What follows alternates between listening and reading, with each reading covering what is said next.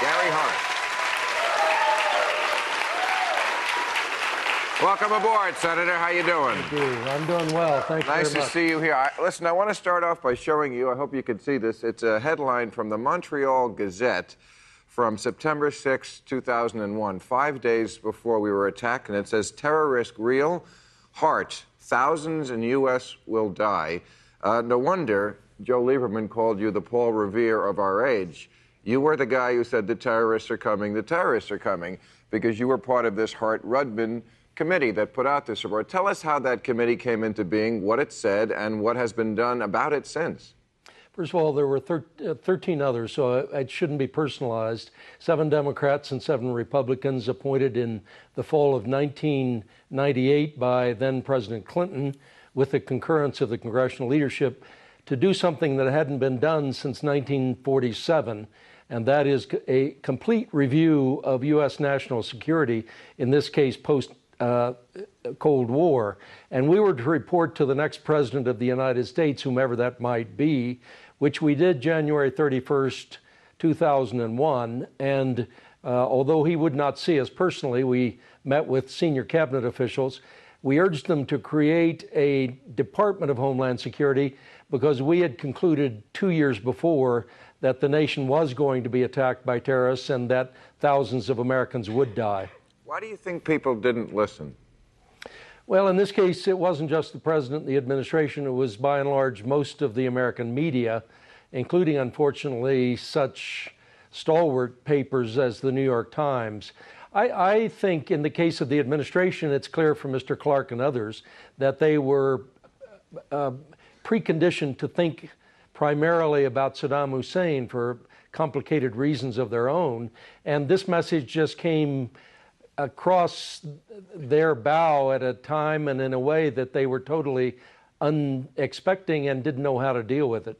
You mentioned the media. There was a big story in the press this week, but it wasn't very much in the press. High-level officials in Britain, Pakistan, and our own Senator Charles Schumer here of New York State are all saying that the White House compromised a very big sting operation because they blabbed to the press that we caught this al-Qaeda operative named Mohammed Khan. Now, this is the first guy, this Mohammed Khan, that we flipped. He was working as a double agent. This was our Muslim Donnie Brasco, our Huggy Bear. We finally got a guy on the inside, and they blabbed. Someone in the White House leaked this so they could say to the public, hey, we got one. Now, my question to you is, why wasn't this a bigger story in the press? And why isn't, yet again, anyone accountable in our government for this? I really don't have a clue on the first score. There are transitions in the media I don't quite understand. Of course, some of the major papers are now doing kind of retrospectives on how they missed the story in Iraq, or should put it the other way, how they printed the wrong story consistently, that Iraq was a threat to us, which it was not.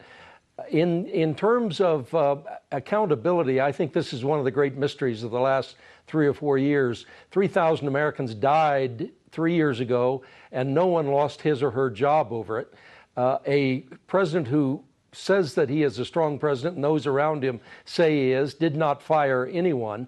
Either he was misled, in which case somebody should have been fired, or he misled us, in which case he should be fired.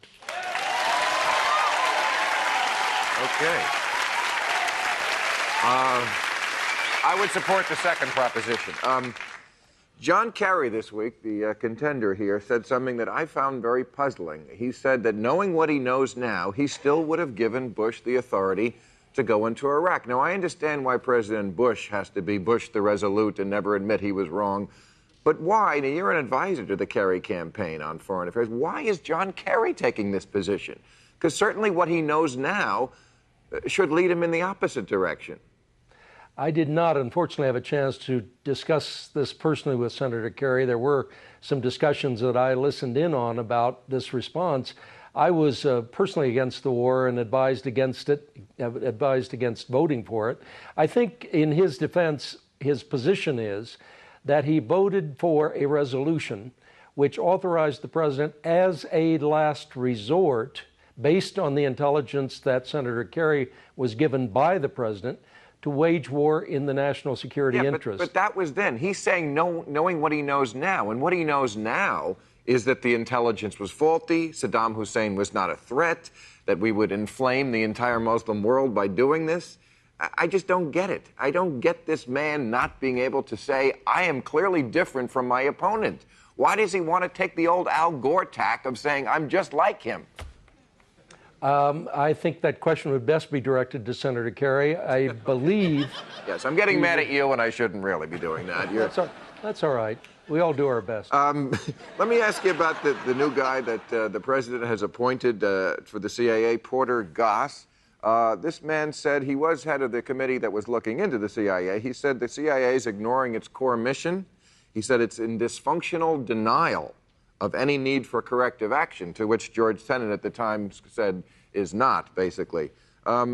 People have criticized Porter Goss as too political, but don't we want a guy who's this critical of the CIA? Well, I think the real question is the question of politicization. It shouldn't happen, and I think it is too bad, even though he was a former agent, that the president appointed a political figure. It shouldn't be that way. But there's, back to the issue of accountability, the question is, why isn't Congress being held accountable here also, including the Senate and House oversight committees, one of which Congressman Goss chaired? Congress is itself pretty dysfunctional on intelligence issues. There are 60 or 70 or 80 committees and subcommittees that claim some turf here. And while Congress is falling all over itself to reform the intelligence community, it has not done one thing to reform itself. And the Hart-Rudman Commission made as one of its serious recommendations that Congress itself, starting in 2001, completely overhaul its committee system to be functional in the modern age. And among those overhauls were the oversight committees. So Congress itself bears a great deal of culpability here, and I would think Congressman Goss would be part of that culpability. All right, last question. You think we're going to get hit again? Yes. And will that change things? What will it take to make people not act business as usual? Well, right now, it seems to me people in Washington are not acting as business as usual. But in the heat of the election year, they're probably going to do this job wrongly, and we will pay the consequences for the next 3 or 4 or 5 decades. Well, I mean, Senator, isn't acting in an election year, like the election is more important than anything else, especially our safety, business as usual? Intensified, cubed, I would say. Okay. Well, I thank you for being here. I'm a longtime fan. Good to see you on the scene. Thank you. Senator Gary Hart. Thank you.